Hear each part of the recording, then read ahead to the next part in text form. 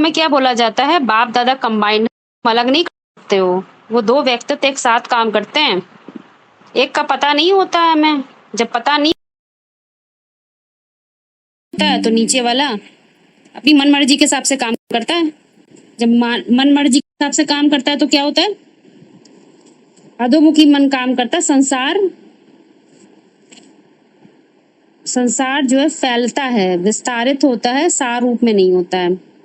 और जब दोनों मिलके काम करें तो उसका बात बता दिया क्या, कि जो भोगता है उसे अपने भोक्ता होने का पता चले कि हाँ मैं भोगता हूँ, मैं भोग रहा हूँ, मुझे पता चलना चाहिए। जब उसे पता चलता है कि मैं देह नहीं हूँ, आत्मा हूँ, तो समझ में आता है मैं तो नहीं भोगने वाला हूँ, मैं तो क्या हो गया, इस दुनिया में आकर भोक्ता बना हूँ।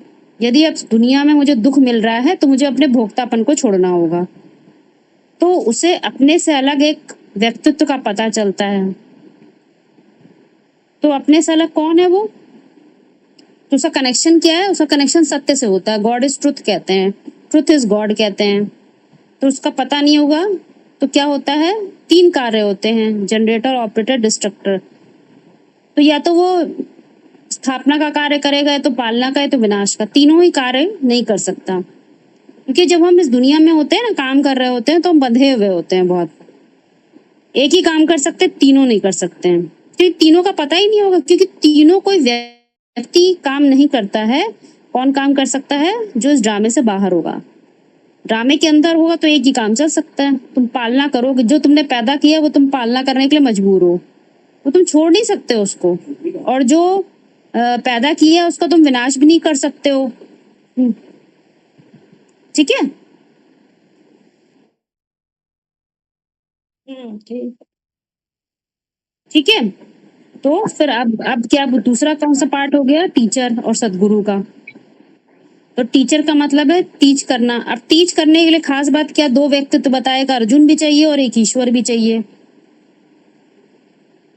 तो अर्जुन और ईश्वर एक साथ दिखाए हैं, एक साथ दिखाए, अलग अलग तो नहीं दिखाए हैं, एक साथ दिखाए हैं ना। तो एक साथ कब काम करेंगे, दोनों हो।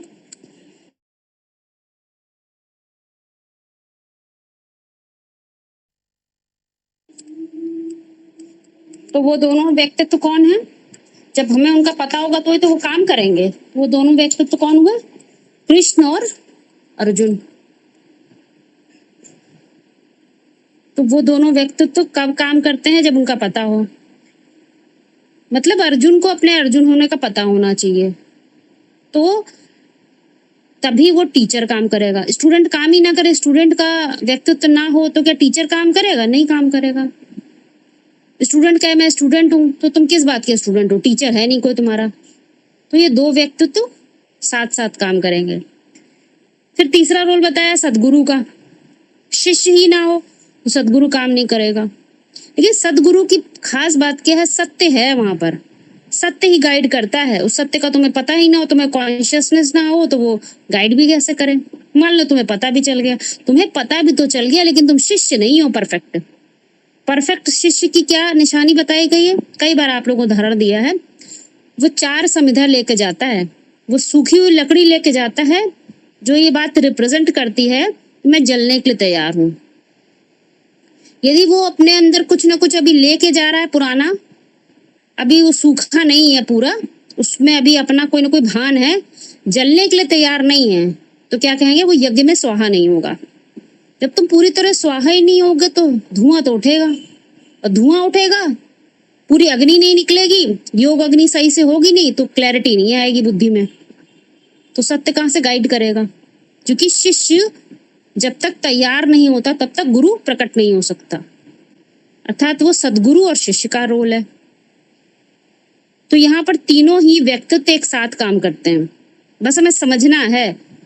अभी तक तो हम लोग समझ रहे थे, सबके अर्थ समझ रहे थे, गुह्यार्थ समझ रहे थे, परंतु अब वो स्टेट ऑफ उस कॉन्शियसनेस में रहना है निरंतर। इसीलिए महावाक्य में एक बात बोलते हैं, क्या, तुम अपने को आत्मा समझ फिर मुझे याद करो। आत्मा नहीं समझा तो कोई मतलब नहीं, कितना भी याद करते रहो। अच्छा, सदगुरु का जो पार्ट होता है तो स्ट्रिक्ट होता है एकदम, बैठ बोलेगा तो बैठ, उठ तो ये जो गुरु और शिष्य का जो बात आपने बताई उससे और क्लियर करिए। सदगुरु का पार्ट आपने क्या बोला? स्ट्रिक्ट होता है। हाँ तो वो बाप का पार्ट भी स्ट्रिक्ट होता है, टीचर का भी स्ट्रिक्ट होगा। वो तो तीनों ही ऐसे आपस में पार्ट है जो तीनों ही स्ट्रिक्ट होंगे। वो लीनियंट नहीं हो सकते ना, वो लेफ्टियस है ना, मतलब कड़ा पार्ट है ना, रोल माँ का नहीं है वो फिर। तो स्ट्रिक्टनेस किसके लिए है? देखिए एक बात होती है, या तो तुम अपने लिए स्ट्रिक्ट हो जाओ, या तो समय तुम्हारे लिए स्ट्रिक्ट हो जाता है, या तो तुम खुद मर जाओ, नहीं तो दुनिया मार देती है तुम्हें, या तो तुम समय को अनुसार मोड़ लो, या तो समय तुम्हें मोड़ देगा। तो ये सब बातें जब हम स्ट्रिक्ट होते हैं, यानी स्ट्रिक्ट पार्ट होता है, जब पुरुषार्थी स्ट्रिक्ट पार्ट के दौर से गुजर रहा होता है, तो ये सब बातें उसको समझ में आने लग जाती हैं। कुछ होते हैं कि वो कानून को अपने ऊपर अप्लाई नहीं कर पाते, तो कानून उन पर लोग अप्लाई करते हैं, क्योंकि तुम बदलने वाले नहीं बने, तो कानून तुम्हें बदलेगा। तुमने खुद को दंड नहीं दिया, तो कानून तुम्हें दंड देगा। ये तो पक्का है ना। तो ये बातें समझने की होती हैं, तो वो स्ट्रिक्टनेस है वहां पर।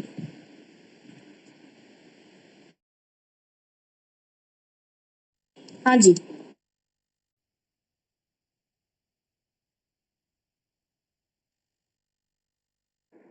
एक प्रश्न हम पूछ रहे हैं। हाँ, जो बीसीडी ये वाला टॉपिक है, इससे पहले कनेक्टेड कोई हो तो पूछे, फिर आगे बढ़े। बिल्कुल राइट है, मतलब मन बुद्धि रूपी की आत्मा की पावर है। अब आप मान लीजिए गुलाब का फूल है, तो आप कितना भी कर लीजिए, वो खुशबू नहीं जा सकती है, वो कांटे नहीं खत्म हो जाएंगे। आपको गुलाब के फूल बनकर ही सब कुछ करना है, और उसी में आत्मा को संतुष्टि मिलती है, वो दूसरा नहीं बन सकता है। पहचान ही तो मुख्य है। फिर हम ये क्या कहेंगे मेरे अंदर कमी कमजोरी? वो कमी कमजोरी नहीं होती है, बस वो इतना होता है कि जो हम हैं, हम वो नहीं रह रहे हैं। तो पहचान हो जाए, उसके बाद हम कुछ जो करना है वो ना करें, जिसके लिए मरना उसके लिए ना मरें, किसी और चीज के लिए मरें, समय जिसको निकालना वहां ना निकालें। इसीलिए मुरली में बोला जाता है बाप की पहचान होती है, लेकिन क्या होता है, पूरे परसेंटेज में नहीं होती, तो पूरा निश्चय भी नहीं बैठता। ये बात बोली जाती। पूरे परसेंट में पहचान फिर कैसे होगी ये बताओ। वो इसलिए होती है कि थोड़ा पहचाना मैं गुलाब का फूल हूँ, लेकिन अब उस पर पक्का विश्वास नहीं बैठ रहा, क्योंकि उस पर निरंतर जीना पड़ेगा। अब तुम कभी कभी गोभी का फूल बने जा रहे हो, तुम्हें जब एक बार पक्का हो गया है कि नहीं मैं ये हूँ, अब फिर तुम्हें उस पर चलना चाहिए। यदि तुम नहीं चल पा रहे हो, इसका मतलब तुमने गलत पहचान करी है, बाप के एक परिचय में कमी रह गई है। यदि उस राह पे चले तो टीचर का फिर पार्ट कैसे उसमें देखेंगे? वो ऐसे देखेंगे, जो मुरलियों के महावाक्य सुनेंगे, दुनिया में जहां जहां जो कुछ देखेंगे, वो अपने अंदर ही वो चीज अप्लाई करेंगे। और दूसरी बात है, जिसे जिस चीज से प्यार होता है, वो चारों तरफ वही दिखाई देता है, दूसरा नहीं दिखता। लैला को मजनू से हुआ तो चारों तरफ से क्या दिखता था? मजनू ही मजनू दिखता था हर जगह। ये बात क्यों समझाई जाती है? ये बात समझाई जाती है। तो सब आत्मा को किससे सबसे ज्यादा प्यार होता है? खुद से ही प्यार होता है। वो दूसरे को थोड़ी देखता है। जब कहीं दूसरा देख रहा है, इसका मतलब तो ड्रामे के अंदर है वो। जीना ऐसा है जो खुद के लिए, खुद की खुद ही जागृत करने के लिए मरे। बाकी कुछ होना नहीं है इस दुनिया में। कितना पढ़ा लें, लिखा लें, शादी ब्याह कर लें, पैसा खर्च कर लें, प्रॉपर्टी बना लें, वो तो यहीं की यहीं रह जानी। तुम्हारे साथ क्या जाएगा? मर के तो देखो एक बार। ये निश्चय नहीं होता, इसलिए वो टीचर भी नहीं ढंग से काम भी नहीं करता। बताए किसको? शिष्य बना तैयार ही नहीं है, जलने को तैयार ही नहीं बैठी है, तो आग कहाँ से जलेगी? लकड़ी सूखी नहीं है, पहले से गीली थोड़ी थोड़ी। तो पहले से जो जलने को नहीं तैयार है, तो उसको जलाया जलाए कैसे? टीचर तुमको क्या पढ़ाए? तुम पढ़ने के लिए तैयार नहीं हो। तुम अपने आम इमली करने से फुर्सत नहीं है, हम ये कर लें वो कर लें, तो कर लो। इतना थोड़ी उसके पास समय है कि बैठा रहता है। उसने तुम्हारी उंगली पकड़ ली, अब तुम उस राह पे चलना ही नहीं चाहते हो, तो ये उसकी नहीं होती। इसीलिए मुरलियों में एक बात कही जाती है, एक बार बाप का परिचय मिल जाए, और फिर बच्चा इधर उधर कितना भी जाता रहे, भूले ना, बस शिव बाबा की याद ना भूले, तो उसकी जो भाग्य है वो बनता रहता है।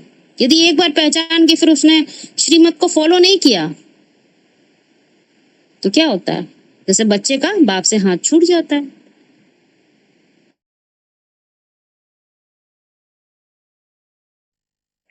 जो बाप, टीचर और सदगुरु, ये तीनों जो पार्ट हैं, कैरेक्टर हैं, तो ये कैरेक्टर भी तो तभी काम करेंगे जब अपने होने के साथ साथ अपने होने का कारण भी पता हो। या सिर्फ ये जान लिया कि मैं आत्मा हूँ, इसके आधार पे तो नहीं कहेंगे बाप, टीचर, सदगुरु। जब दोनों की नहीं, पहचान बिल्कुल हो नहीं। तब शुरू हो, तभी तो हाँ जी, कहेंगे ना बिल्कुल। जब जी दोनों की जी जी, पहचान हो। बिल्कुल बिल्कुल। अच्छा, जब तक नहीं जाना है अपने होने के कारण को, तब तक वो सतगुरु काम करेगा। तब तक आप जैसे बोला दूसरे ना के बाप, होने के टीचर, कारण, सतगुरु।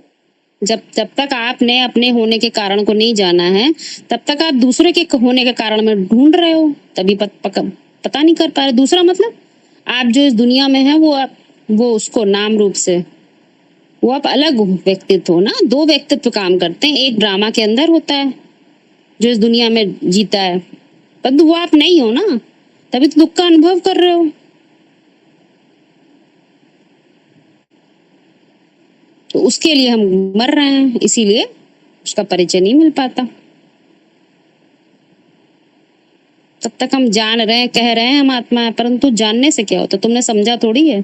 इतना समझ लो कि आग जल रही है, आग में हाथ डालेंगे तो आग लगेगी। इतनी क्लैरिटी से ज्ञान को नहीं समझा, बस सीधी सी बात है, बहुत सीधा सा फॉर्मूला है। इसीलिए मुरलियों में बोला जाता है बहुत सीधा ज्ञान है। टेढ़ा उसको लगता है जो अभी इस दुनिया में जीना चाहता है। वो माँ का रोल होता है, बाप का नहीं। वो विस्तार पैदा करेगा, ऑर्गेनाइजेशन बना लेगा, अच्छे से अच्छे बड़े से बड़े ऑर्गेनाइजेशन बना सकता है, पर ऑर्गेनाइज नहीं हो सकेगा।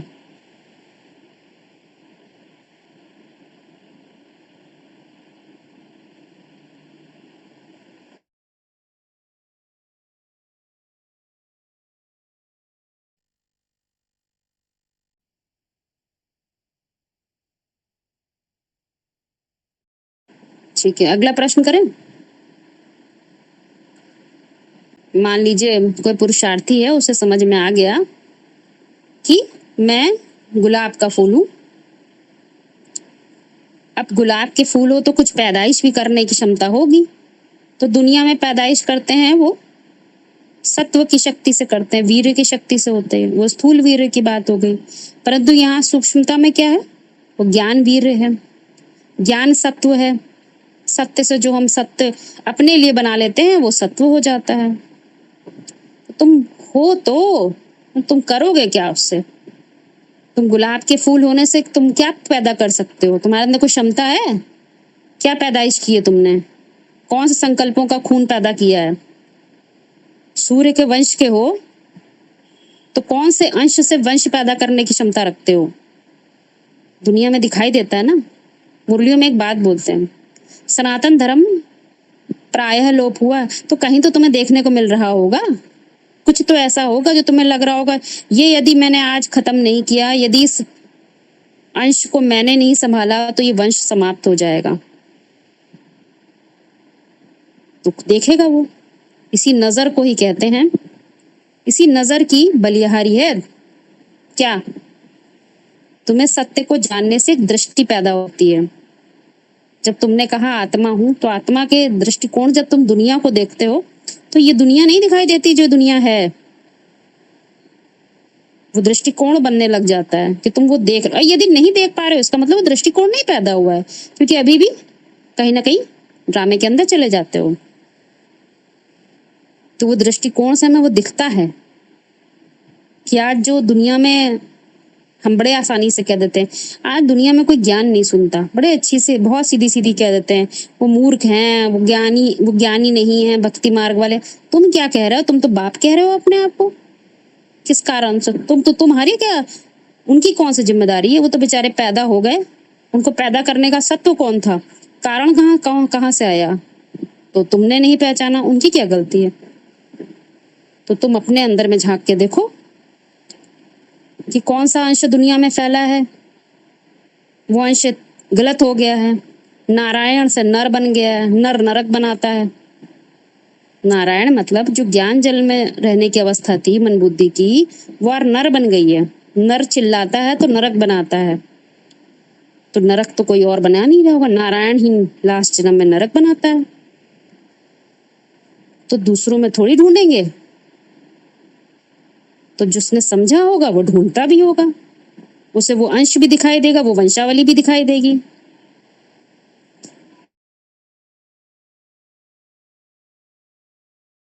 मतलब कि जो हम देखना चाहते हैं वो हमें दिखे। हाँ जी।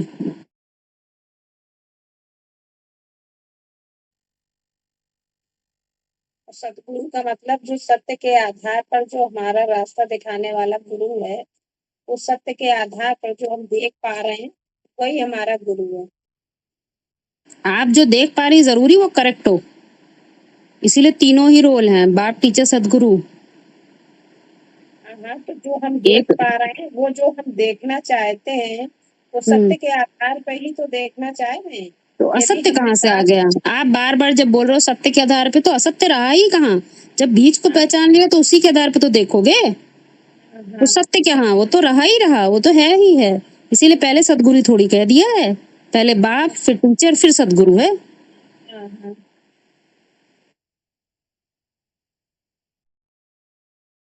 आते हैं आपस में, विचित्र क्यों है? वंडर है ना। कोई नई बात आपको समझ में आती है, जो अभी तक पता नहीं था, उसकी स्मृति आ जाए तो क्या कहेंगे? उसका तो चित्र था ही नहीं। विचित्र कहें, विशेष चित्र कहें, वंडर कहें, बात एक ही है, अलग अलग एंगल समझ सकते हैं उस बात को।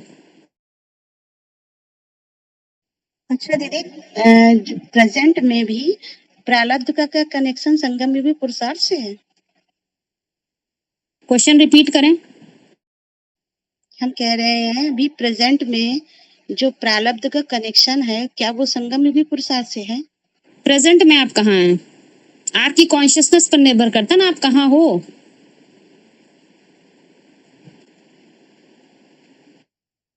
जहाँ कॉन्शियसनेस हो वही तो काम करेगा। यदि हम ड्रामे के अंदर है, जो पुराना हमारा खाता चल रहा है उससे हमको मिलता है, प्राप्ति होती है। इसीलिए मुरलियों में एक बात कहते हैं, तुम जब आध्यात्म में पढ़ते हो तो दुनिया में भी लोग कहते हैं, अरे जो आध्यात्म को पकड़ते हैं, समझते हैं, वो तो भीख मांगते हैं, ज्यादा उनके पास कुछ होता नहीं है, क्योंकि उन्होंने सारी ताकत कहाँ लगा दी होती है? अध्यात्म में लगा दी होती है। ऐसी बात बोली जाती है। शंकर को लंगोटिया दिखा देते हैं, अपना सब कुछ तन मन धन स्वाहा कर दिया। ये बात क्यों बोलते हैं? उस व्यक्तित्व के लिए। तो यहाँ तो प्राप्त नहीं हो सकता ना, यहाँ क्या धन मान मर्तबा प्राप्त हो सकता है? तो जो पिछला ड्रामे के अंदर है तो पिछला मिल रहा है, और ड्रामे से बाहर है तो प्राप्ति ही प्राप्ति है। ड्रामे के अंदर है तभी तो देख रहे हैं, ये मिला नहीं मिला, दुख है सुख है, तो इस ड्रामे के अंदर है। आज होगा कल नहीं है, आज हम दुखी हो रहे हैं लेकिन कल वो दुख नहीं रहेगा, क्योंकि हम उसकी तैयारी कर रहे हैं। हमने समझ लिया वो बात, ये तो पुराना है हमारा, मिलेगा ही, लेकिन इसमें रहते हुए नरक के बीच, दुनिया के बीच में स्वर्ग की स्थिति बना लेनी है, अब और दुख ना मिले। ये तो पूरे पिछले से मिला ही हो, और कौन है जिसको नहीं मिला? कोई नहीं बचा। दुनिया में तो बहुत गम है, अपना दुख फिर भी कम है। हाँ जी।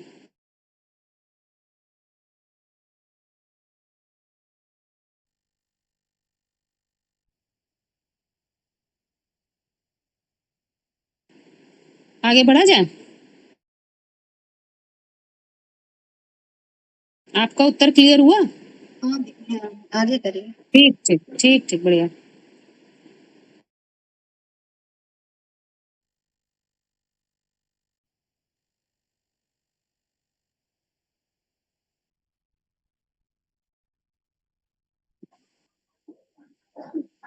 हम क्वेश्चन फिर साला से रिपीट जहाँ करें तक क्या?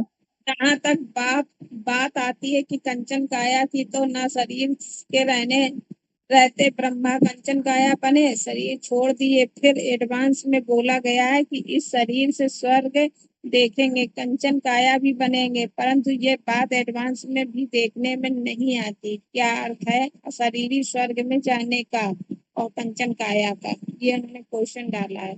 कंचन का अर्थ क्या होता है? कंचन मतलब होता है स्वर्ग में जाने के लिए जो शरीर की आवश्यकता होती है उसको बोलते हैं कंचन। मतलब कि कंचन मतलब कि प्रखर, हाँ, वो स्वर्ण भी बोलते हैं, सोना। तो अब सोने का शरीर से तो कनेक्शन समझ में नहीं आता, सोने की काया कैसी होगी? तो बाहर तो सोने की काया हो भी नहीं सकती। सोना मतलब सच्चाई। कंचन इसलिए बोलते हैं क्योंकि वो शरीर में दो खास बात होनी चाहिए। क्या होनी चाहिए? एक उसकी प्रज्ञा, बुद्धिमत्ता प्रखर हो, जितनी ऊंची उठ सकती हो वो ऊंची उठ जाए। और दूसरी, उसके अंदर जो अंधश्रद्धा होती है ना, अंधश्रद्धा भक्ति का कारण बनती है। अंध मतलब जहां पर सत्य नहीं है वहां अंधे हैं, दिख नहीं रहा है, रोशनी नहीं है। और जहां रोशनी आ जाती है तो कौन सी श्रद्धा हो जाती है? वहां आत्मा के आधार पर विश्वास, सच्ची श्रद्धा पैदा हो जाती है। सत्य के आधार पर श्रद्धा होती है। सत्य मुझे जो गाइड करेगा वो सही राह होगा, उसमें इतना विश्वास और श्रद्धा बैठ जाती है। तो दो चीजें होती हैं। कंचन काया मतलब जहां पर स्वस्थ हो, स्व में स्थिर हो, और दूसरी चीज क्या हो? प्रॉस्पेरिटी हो, वेल्दी हो, किसी प्रकार का दुख नहीं हो। तो वो कहाँ से आएगा? ये जो शरीर होता है, ये तो जो शरीर मिलता है बाहर वाला, वो तो सूक्ष्म शरीर के बाद ही मिलता है। जो सूक्ष्मता में मरते वक्त चिंतन जैसा चलता है, सोच चलती है, वैसा ही हमको शरीर मिलता है बाहर का, ये तो सबको पता है। तो वो सोच में क्या होगा? यदि सोच में ही प्रखर प्रज्ञा नहीं है, बुद्धिमत्ता कहीं और दूसरों के लेवल पे चल रही है, हम बुद्धिमान दिखाई नहीं दे रहा है, दिखाई दे रहा वो फलाना बुद्धिमान है, उसके पास बड़ा पैसा है, दूसरे की तरफ दिखाई दे रहा है, तो पर दिखाई दे रहा है, तो प्रखरता नहीं होगी, बुद्धिमत्ता काम नहीं करेगी पूरी। बहुत लोअर स्टेज ऑफ माइंड होती है। तो जहां दिल लगा गधी से, तो परी क्या चीज है? तो गधाई मिलती, राजाई नहीं मिल सकती है। लेकिन यहाँ पर प्रखरता का मतलब ही है, कंचन का मतलब ही है ऐसी कॉन्शियसनेस में शरीर छोड़ना जहाँ दोनों ही चीज काम कर रहे हो। मेल वर्जन में प्रखर प्रज्ञा हो और फीमेल वर्जन में आत्मविश्वास हो, सच्ची श्रद्धा हो। दुनिया में भी दो शब्द यूज करते हैं, ध्यान रखिएगा। वो दो शब्दों में बाहर के अंतर में और अंतर में बहुत अंतर है। क्या अंतर है ये आप लोग को आगे बताते हैं। पहले इस बात को समझिए, कंचन काया को। काया जो बाहर की मिलती है वो बाद में मिलती है, पहले सूक्ष्मता में होती है। वही जैसे नक्शा अंदर पहले होता है, फिर उसको वो नक्शे से बाहर घर बनता है। तो नक्शा पहले कहाँ होता है? अंदर होता है। तो ऐसे ही कंचन काया, सशरीर जाना। एक होती मुक्ति, एक होती जीवन मुक्ति। तो पुराने शरीर से मुक्त हो जाते हैं। पुराने भान, शरीर मतलब क्या? भान। मैं ये हूँ, मैं माँ हूँ, मैं बेटा हूँ, मैं पहलवान हूँ, मैं बलवान हूँ, जितने भी कॉन्शियसनेस है, इससे मुक्त होते हैं। तो मुक्ति, और फिर उसके बाद उसी जीवन में रहते थे, जीवन मुक्त। अब दूसरों का कल्याण करते रहें, अपनी आत्मा का तो कल्याण कर लिया, दूसरों का भी करते रहें, जीवन मुक्ति। तो जब कंचन काया बोलते हैं तो काया कंचन कैसी होगी? बहुत प्रैक्टिकल बात है, समझिएगा। ना समझ में आए तो प्रश्न उत्तर करिएगा। कंचन मतलब स्वर्ण, सच्चाई पे चलने वाला उस शरीर मिल जाए, वैसी कॉन्शियसनेस बन जाए जिसमें दोनों वर्जन काम करते हैं, मेल और फीमेल दोनों। एक में प्रखर प्रज्ञा है और दूसरे में सजल श्रद्धा है, आत्मविश्वास है। तो उसको हम कहेंगे कंचन काया। कंचन काया को निरोगी काया से भी जोड़ सकते हैं क्या? बिल्कुल। स्वस्थ शरीर बोला तो हेल्दी वेल्दी प्रॉस्पेरिटी कहाँ से आएगी? बुद्धि ही प्रखर नहीं होगी तो ये भी नहीं मिलेगा। दोनों मेल और फीमेल वर्जन की बात है। यहाँ सत्य के आधार पर काया बनती है ना, मानसिक क्षेत्र। मेन चीज ये भी होती है कि हमें डेफिनेशन पता होनी चाहिए कि हेल्दी वेल्दी की जब बात बोलते हैं तो हमें इसकी सही डेफिनेशन ही नहीं पता होती है। कोई समझते हैं हम हेल्दी तब है जब ठूस ठूस के खाना खा सकें, अच्छा तला भुजा खा सकें, तो वो हेल्दी है, वो उनकी डेफिनेशन है। कोई समझते हैं हम सादा जीवन ऐसा जी सके जिसमें हमें शरीर से कोई तकलीफ ना हो, वो उनके लिए हेल्थ है। तो सबके लिए हेल्थ की भी डेफिनेशन अलग अलग है, सबके लिए वेल्थ की भी डेफिनेशन अलग अलग है। कोई समझता है वेल्थ मेरे लिए ये जो दुनियादारी की प्रॉपर्टी होती है वो हमारे लिए वेल्थ है। कोई समझता है सबसे ऊंची वेल्थ क्या है? बुद्धिमत्ता, उसको इस दुनिया में लगा सके, वो उसके लिए वेल्थ है। तो ध्यान दीजिएगा, जो जिस तरह से जो बात सोच रहा है उसको उसी प्रकार से वो चीज मिल भी जाती है।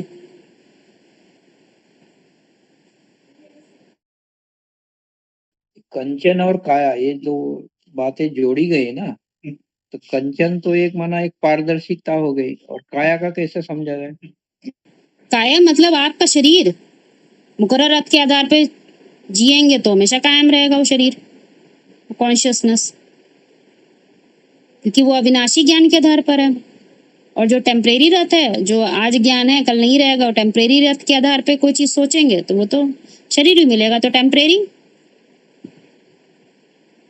वैसी काया मतलब क्या, बाहर की काया तो मिल ही जाती है, कौन सी बड़ी बात है। बीज बोएंगे तो आम का तो इमली थोड़ी निकल आएगा, वो तो अपने आप ही बीज बोना है यहाँ पर, बस सीधी सी बात है। हर चीज बीज रूप में देखनी है हमको, सार रूप में, कॉन्शियसनेस लेवल पर हर बात को पकड़ना है, स्मृति के लेवल पर। जो स्मृति में आज रह जाएगा सो ही रह जाएगा, बस शरीर छोड़ देंगे, स्मृति में जो रहेगा वो बीज के रूप में काम करेगा, सदा जन्म जन्मांतर कार्य करता रहेगा। बस इस बात पे विश्वास होने जरूरत है।